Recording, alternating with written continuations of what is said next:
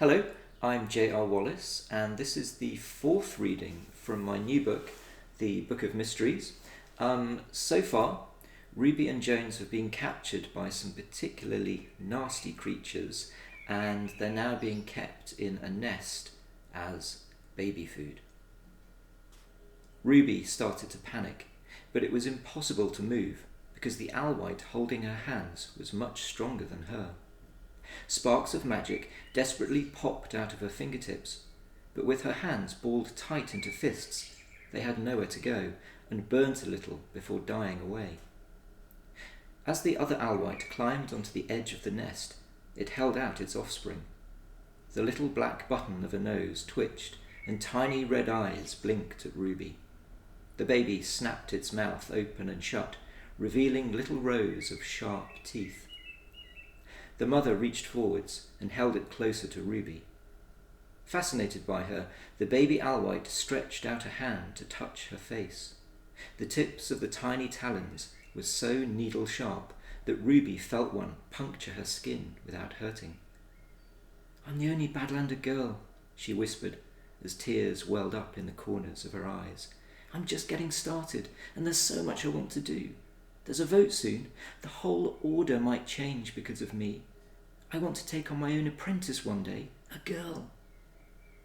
The baby seemed to be listening, and although it couldn't possibly understand her, Ruby wondered if it perhaps sensed the panic in her voice and felt sorry for her. Then it sneezed and licked its lips and opened its mouth as wide as it would go. Ruby held her breath. But the teeth bit down on clean air as the baby owlwhite was pulled away by its mother, which then whirled around, growling and sniffing the air, clutching its young to its chest. The other owlwhite was becoming agitated too, glancing towards the same dark corner of the room. Ruby looked, but there was nothing there. She heard voices before she saw anything, and then the outline of a boy appeared. Like an etching at first, before rapidly being filled in. He was about Ruby's height and smartly presented in a brown tweed suit and red tie.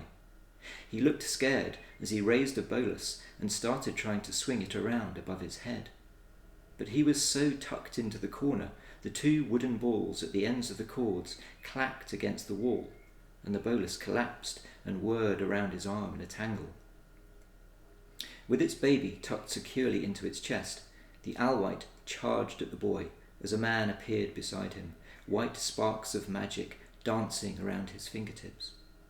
He shouted a spell that Ruby didn't recognize, and the magic formed a golden disc in his hand, which he hurled at the creature. The owlwhite was struck on the shoulder, turning its back to protect its young. The disc sliced into the dark fur, and the creature screamed in pain. Ruby heard the baby screaming too, and then, in one brief shudder, both creatures were vaporized. The disc dropped to the floor. It rolled back to the man, who picked it up, and then it disappeared. The owlwhite holding Ruby's hands pushed her hard back into the nest. By the time she'd scrambled to look up, she saw the bolus whirring through the air again. It caught the creature around the legs, bringing it crashing to the floor. The two Badlanders advanced, but the owlwhite was strong, and it ripped the bolus cords from its legs and stood up, forcing the man and the boy to retreat. "We have to save our skins without using magic," shouted the man. "I can't protect us. Think, Aldwin." I... Think harder, boy," thundered the man. "Our lives depend on you for once, not my magic." Aldwin plunged his hands into the pockets of his suit jacket.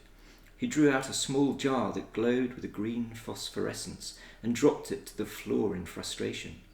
His other hand drew out a small bug-eyed creature which yawned and then curled up and started to snore in his palm.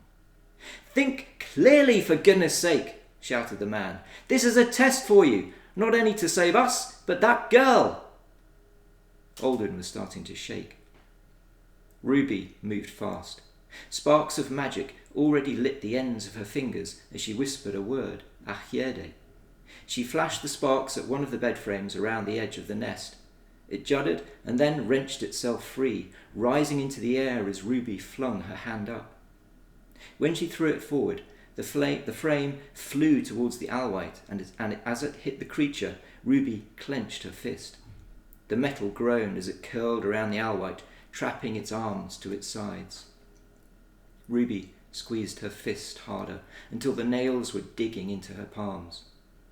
There was a short cry, followed by a series of popping sounds as ribs broke, and then the spine. The owlwhite fell forward, wrapped in the metal, and landed with a clang at the feet of the boy Aldwyn. Ruby opened her hand. She had squeezed so hard there were tiny red crescent moons in her palm. The man looked up from the dead creature at Ruby, and his face tightened into a scowl before he proceeded to berate his cowering apprentice for almost getting them killed. So that's the end of the 4th instalment, and you can listen to the 5th and final instalment from this new book on the blog run by Book Lover Joe. Thank you.